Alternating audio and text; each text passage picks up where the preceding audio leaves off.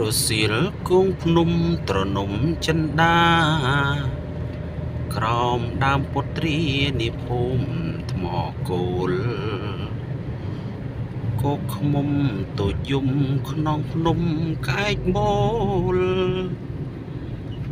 ស្រណោះស្ពានយល់ស្រមោលដួងចិត្តពេលដែលយើងជិះកាត់នៅតំបន់ទីប្រជុំជននៃស្រុកថ្មគោលគឺយើងនឹកឃើញដល់ចម្រៀងមួយបទរបស់លោកស៊ីនស៊ីសមុទ្រនិងអ្នកស្រីរស់សេរីសុទ្ធាគឺបទថ្មគោលស្រមោលស្នេហ៍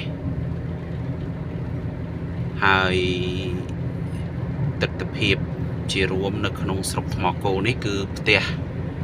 ប្រជាពលរដ្ឋបងប្អូនយើងគឺជាប់គ្នារដៈតែម្ដងរដឹកតែម្ដងគឺឃើញថាការរស់នៅរបស់បងប្អូនជាពលរដ្ឋយើងនៅខាងស្រុកថ្មគោលនេះគឺបាទមានភាពមួយគេហៅថាយើងមើលតែពីក្រៅទៅឃើញថាដូចជាសុខដុមរមនាល្អហើយពួកគាត់ប្រកបមុខរបរផ្សេងចំណែកសិស្សសាលាក៏ទៅរៀនទាំងវង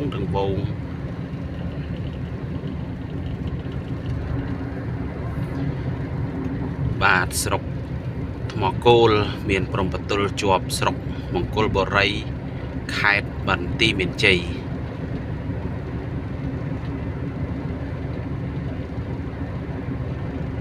ពីដើមឡើយឲ្យតែនឹកដល់ស្រុក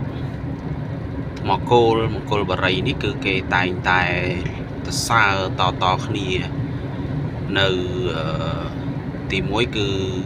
នារីគេថាមានសម្រស់ស្រស់ស្អាតណាស់បាទដោយចម្រៀងលោកស៊ីនស៊ីសមុទ្រគាត់ច្រៀង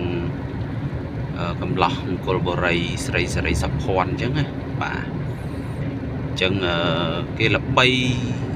គឺអត់ខុសទេបាទ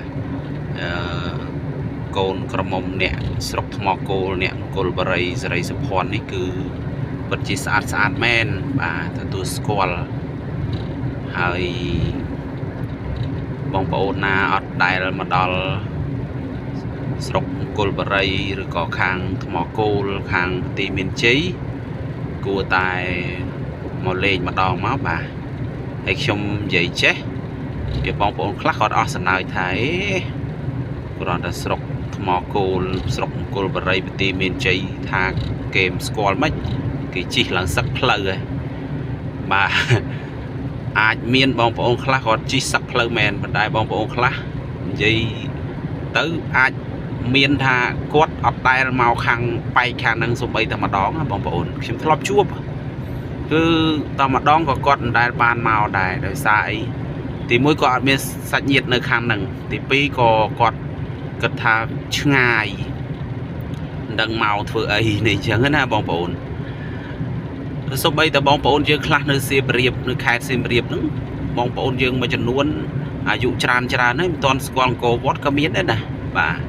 អញ្ចឹងកុំចេះតែហ៊ានថាកន្លែងណាមួយសិតតែត្រូវបានស្គាល់គ្រប់គ្នាអត់ទេបាទអត់ទេហើយនេះជាដងផ្លូវពីថ្មគោលមកបន្ទាយមានជ័យបាទជិតដល់ភ្នំតូចភ្នំធំហើយបងប្អូនស្រុកមង្គលបុរីបាទតាមផ្លូវគឺធំទលាយល្អ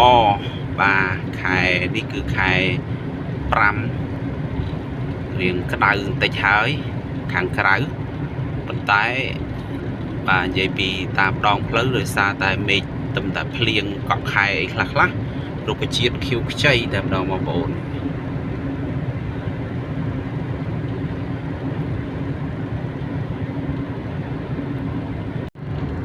នឹកភូមិភ្នំធំទ្រនំក្អែកខ្មៅទ្រង់មានដំបៅដិតស្នាមក្រឡៅដៅជាប់ព្រួញស្នេហ៍ទីទុយយំឆ្លងលោខ្មោចជួយដង្ហើក្រោមពុនលើខែបាញ់ជាងប្រាប់ស្នេហ៍ថាបងនឹកស្រី បាទបងប្អូននេះគឺផ្លូវជាតិលេខ5មកដុំចិត្តភ្នំធំបាទបងប្អូនស្គាល់ទេបាទបើស្គាល់ជួយខមមិនម្នាក់មួយមកបងប្អូន